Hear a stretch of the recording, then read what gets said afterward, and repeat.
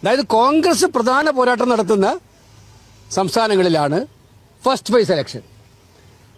അത് കഴിഞ്ഞ് second phase election തമിഴ്നാട്ടിലും പിന്നെ തേർഡ് ഫേസ് ഇലക്ഷൻ ബംഗാളിലും സെക്കൻഡ് ആൻഡ് തേർഡായിട്ട്.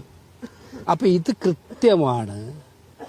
ഈ തെരഞ്ഞെടുപ്പ് തീയതി പ്രഖ്യാപിച്ചത് സ്ഥാനാർത്ഥികളുടെ തെരഞ്ഞെടുപ്പ് പ്രചരണ സമയം വെട്ടിക്കുറക്കാനും അതുപോലെ കോൺഗ്രസിന്റെ പ്രചാരകരായ നേതാക്കന്മാരെ ലിമിറ്റ് ചെയ്യിപ്പിക്കാനും വേണ്ടിയിട്ടുള്ള ക്ലിയർ ആയിട്ടുള്ള സമീപനമാണ് ഇലക്ഷൻ കമ്മീഷന്റെ ഭാഗത്തുനിന്നുണ്ടായത്. ഇത് പല ഘട്ടത്തിലും നമ്മൾ കണ്ടുകൊണ്ടിരിക്കുകയാണ് ഹരിയാന മഹാരാഷ്ട്ര ഇലക്ഷൻ ഈ ഡേറ്റിന്റെ കാര്യത്തിൽ.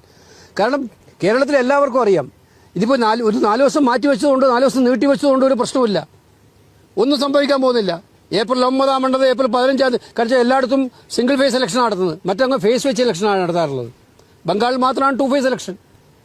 അപ്പോൾ ഇത് തെരഞ്ഞെടുപ്പ് കമ്മീഷന്റെ ഈ സമീപനത്തിൽ വളരെ ഏറെ ദുരൂഹതകളുണ്ട് എന്നുള്ള കാര്യത്തിൽ സംശയമില്ല. തെരഞ്ഞെടുപ്പ് കമ്മീഷന് ഒരു 3, 4, 5 ദിവസം അങ്ങോട്ട് മാറ്റിവെച്ചതുകൊണ്ട് ഒരു സംഭവം ഉണ്ടാകാൻ പാടില്ല. അപ്പോൾ എന്റെ സമീപനം അതാണ്. ഞങ്ങൾക്ക് യാതൊരു ഭയമില്ല. We are ready. ഇനി 10 ദിവസം 5 ദിവസം ആയാലും ഇലക്ഷൻ മത്സരിക്കും, ജയിക്കും. അത് തീരുമാനിച്ചിട്ട് ഇന്ന് എണ്ണിക്കോ. ഇന്ന് 25 ദിവസം. ഞാൻ ഇന്നലെ പറഞ്ഞ 26 ദിവസം. Today onwards 25 days. ഈ 25 ദിവസം കഴിഞ്ഞാൽ കേരളത്തിൽ ഭരണം മാറും.